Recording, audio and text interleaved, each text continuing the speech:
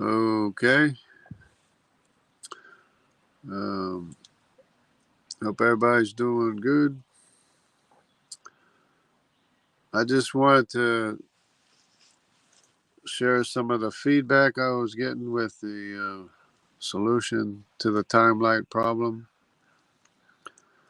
The Jason Lyle explanation is not making sense to me because he's talking about a one-way speed of light, which doesn't make sense because how can it be one speed one way and another speed another way? Is just not making sense to me. If you shine a light on a mirror, is it one speed one way and another speed another way coming back to you? It just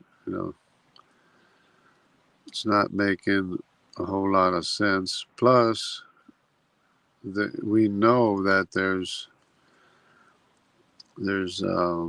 different rates of the speed of light because of gravitational lensing. It's the reason why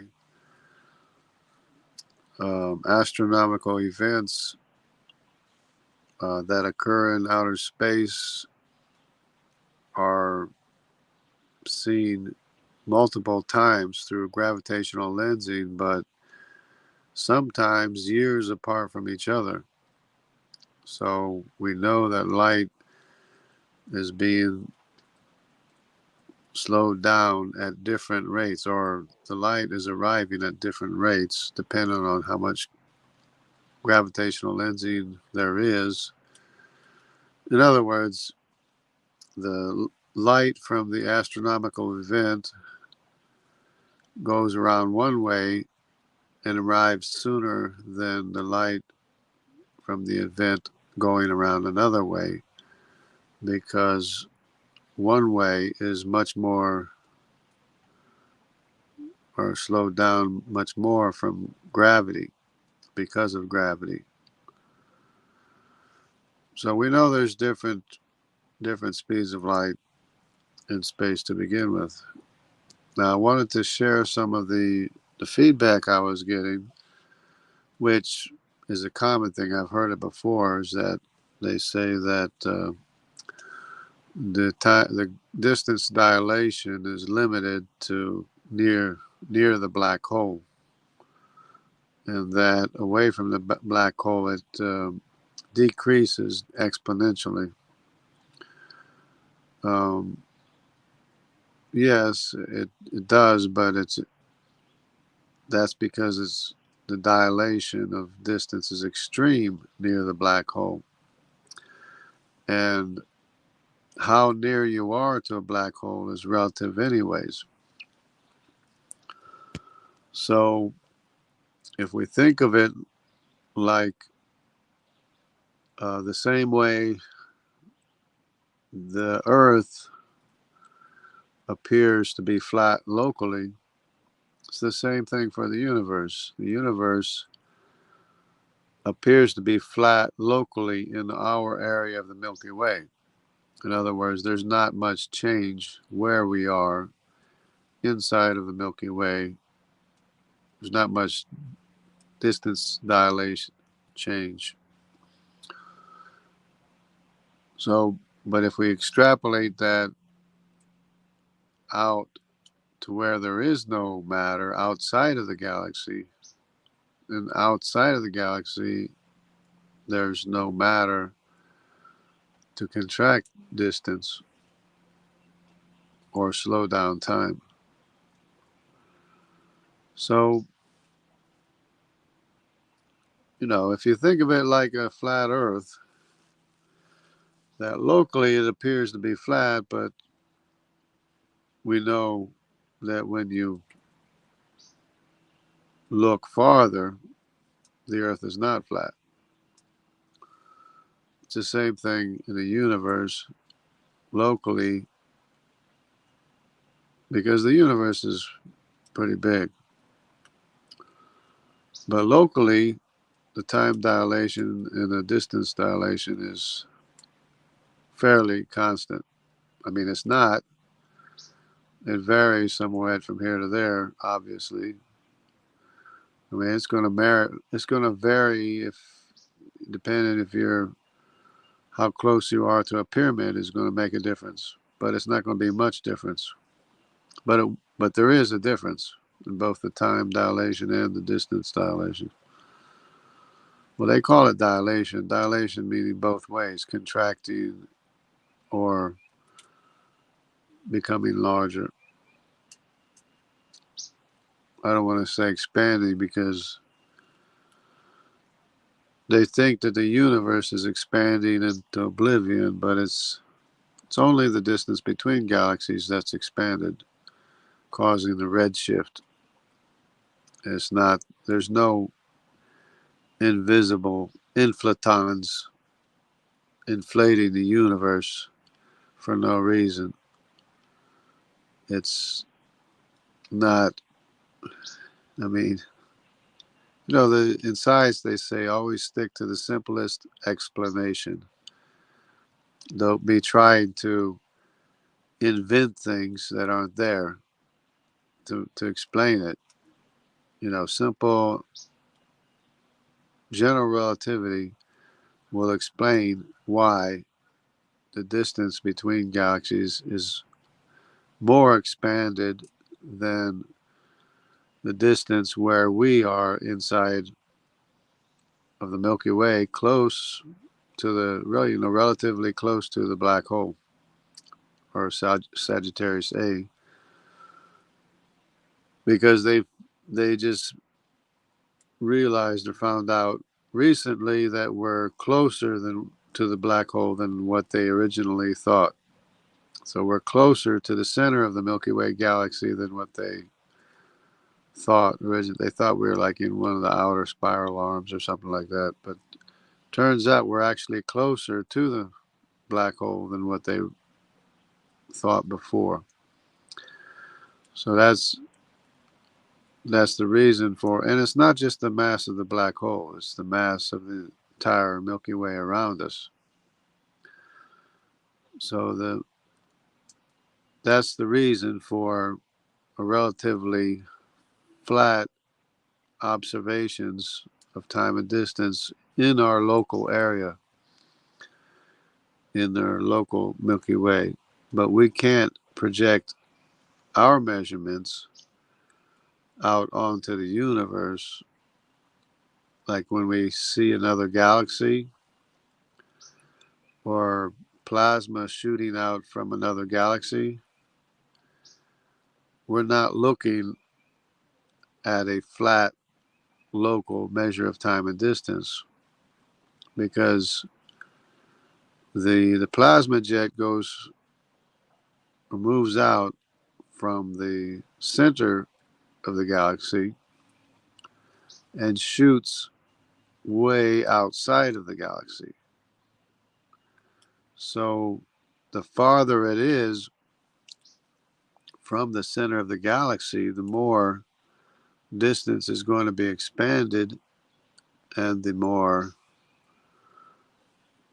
that time is going to run at a faster rate, which means it's going to appear to move much faster than expected with our measures of time and distance.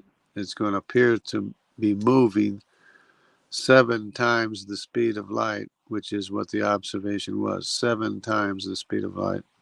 Now they try to explain it, but the most they can get from their explanation is almost twice the speed of light. But the observation is 7 times the speed of light. So they're obviously not taking into account the expanded distance. The farther out you get from the center of the galaxy, the more expanded distance is going to be, and the faster the rate of time is going to be. Because I had a question about the effect being low, being dropping off. The effect of gravity is going to drop off exponentially the farther out you get from the center of the galaxy. And it's true, but for the extreme dilation that you're talking about, of course, it's not going to be as extreme as it is right next to the black hole. There's going to be extreme dilation of time and distance. And that's going to drop off exponentially, but you're still inside of an entire galaxy, all of which gives you a local measure of distance and rate of time. But then once you move outside of the galaxy, you're not no longer going to have that amount of dilation of time and distance because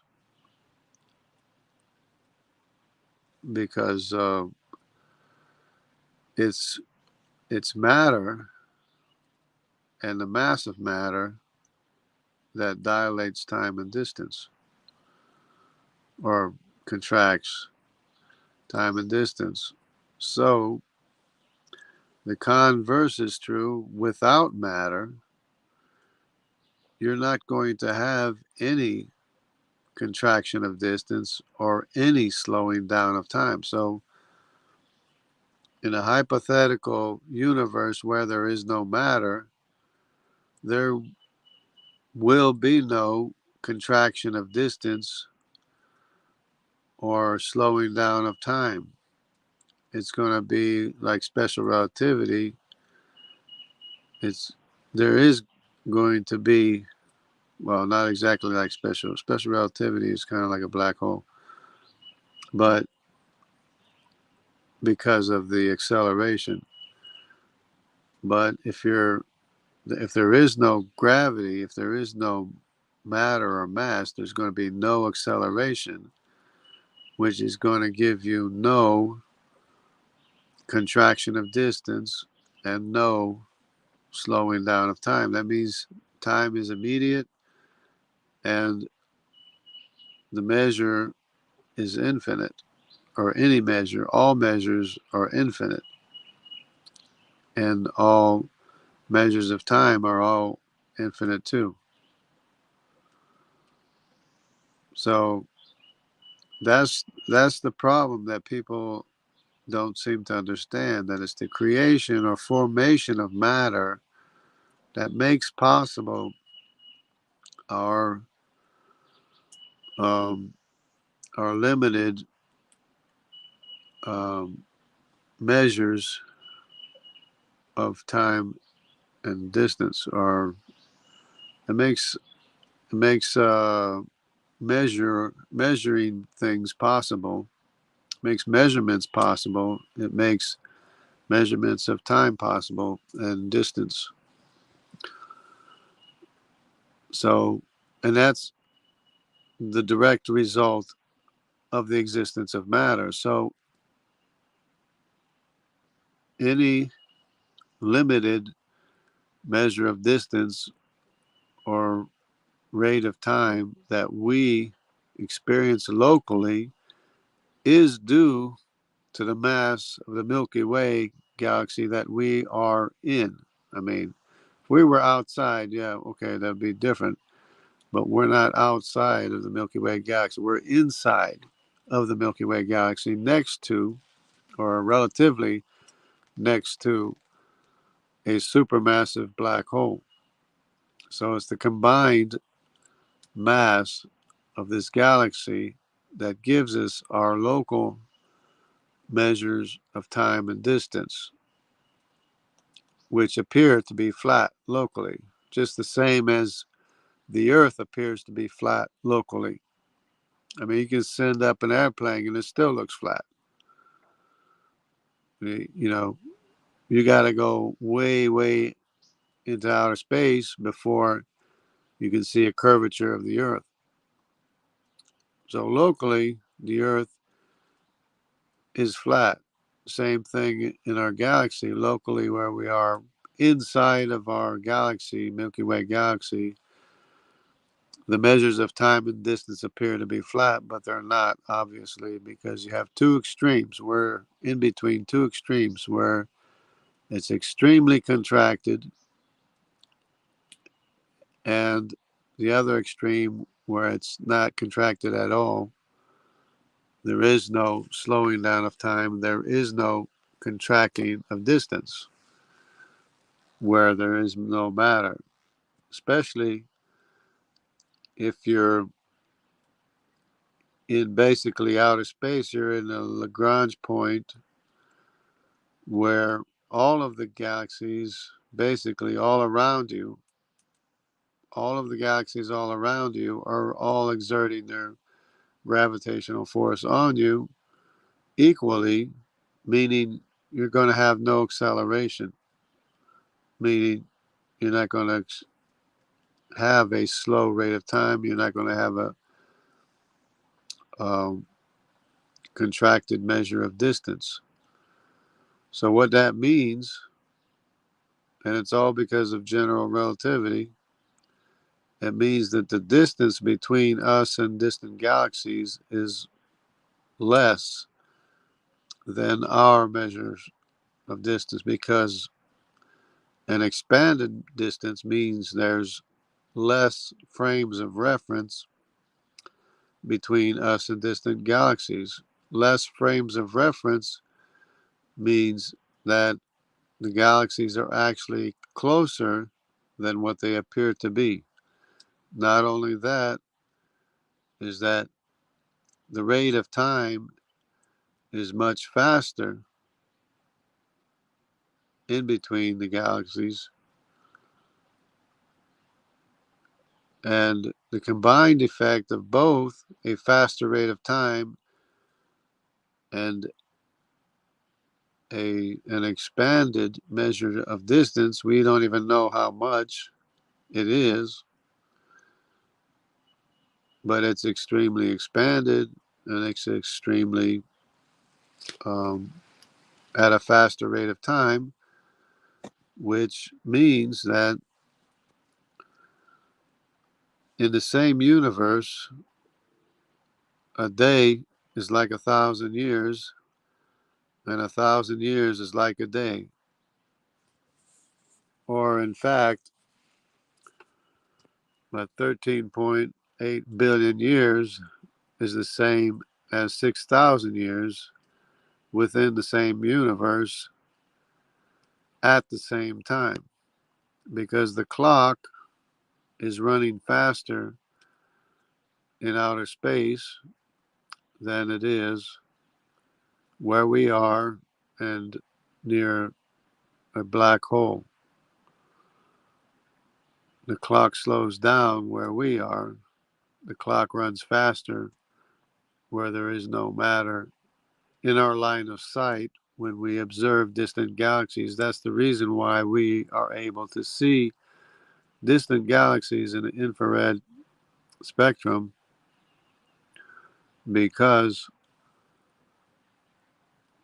of the shorter measure of distance and the increased rate of time. It makes it possible for us to see distant galaxies. So that's about it, I guess, for right now. But it's really working out better, because they actually um, realized, with a team of scientists, they're studying the vacuum energy, which is known as dark energy. Instead of dark energy being, hello Doki, how you doing, brother? Good to see you. Instead of dark energy being associated with inflatons, dark energy is actually associated with the black holes. And they have a team of scientists that just discovered this And so they're scratching their heads, how can this be possible? And so they have to verify it, so other teams are checking into it. I enjoyed your post before. Thanks for the replies. Yep, yep, no problem. I enjoy the science and doing the thought experiments, which I've been doing for a while now, but it's really interesting the effects of general relativity if you take it, extrapolate it out everywhere in the universe. So it turns out that the vacuum energy of space, which is they're supposed to be their dark energy that was supposed to be expanding the universe into oblivion, is actually associated with the black holes. And, and not only that, but the black holes are increasing in size regardless of the amount of matter that they're taking in that's going into the black holes. So the reason for the vacuum of space, what they call the vacuum energy, is that the black holes all around the universe are stretching space like tent poles. The universe is stretched out. It doesn't say the universe is stretching, it's stretched out. He stretched out the universe. Well, it's stretched out because of the black holes they're pulling in time and space. And they're getting bigger regardless of whether or not they're taking in matter. They're still growing in size anyway. So that's the most powerful thing in the universe is the supermassive black holes. And that's the cause of the vacuum energy. So it's the space between the black holes that's expanded, causing the redshift, and not that the universe is expanding into oblivion for no reason. The universe is expanded only where there's no matter, or the parts of the universe where there's no matter. That's the distance that's expanded, and you don't need magical or invisible inflatons or imaginary inflatons, and you don't need dark matter for the movement of spiral arms or superluminal motion, because the different measures of time and distance explain that. So it's really very interesting, um, because they were all thinking. I mean, this is not a new thing. People have been thinking about this for quite a while now, except that um, they were assuming, like they keep trying to tell me, that the gravity drops off exponentially when you move away from the supermassive black hole. And that's true, except you're talking about the extreme dilation of time and distance drops off exponentially, but we're still inside of the Milky Way galaxy, and it's the entire mass of the Milky Way galaxy where we are that is contracting time and distance, making it possible for us to exist. Because without, the fabrication of time and distance, we can't physically exist. But we can't take our measurements locally and extrapolate it to the rest of the universe outside of the Milky Way galaxy. It's the same as a flat Earth. You can't look at the Earth locally and say the entire thing is flat. It appears to be flat locally, but it's not flat locally the farther out you get. So it's the same thing with the dilation of time and distance. Locally, it's one measurement, and the farther away you get from the galaxy or the center of the galaxy, the more distance is expanded and the faster time passes by. The clocks run at a faster rate of time, and the distance is actually less than what it appears to be, meaning that we are able to see distant starlight. So that's it. Somebody asked me if I received a Nobel Prize. I said, well, as soon as they realize that the universe isn't flat, maybe they'll give me a Nobel Prize. I don't know. Ian Juby went live recently debunking flat Earth. I have to watch it soon. Yeah, that's Ian Juby's pretty smart. He likes science too, but he's probably as far as the science goes, and he might even be smarter than me. He's pretty good. I just do thought experiments. I just extrapolate what everybody is saying. If what everybody is saying is true, then this has to be true and that has to be true. But yeah, that's good. I think maybe I'll watch it too. The way I debunk, well, there's a whole bunch of ways to debunk the flat Earth, but the way I like to use is a nonstop flight between South America and Australia is not possible in a flat Earth. Okay, Ian Juby is a literal genius. Yeah, I think he is. Good morning. Yep, I'm a dumb genius. I'm a slow genius. Let's see, that's Juby. There's Danskis. Let's see. He took. Oh, he took the test. Yeah, probably. Yeah.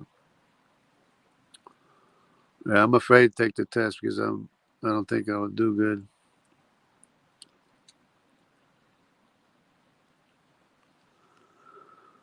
Yeah.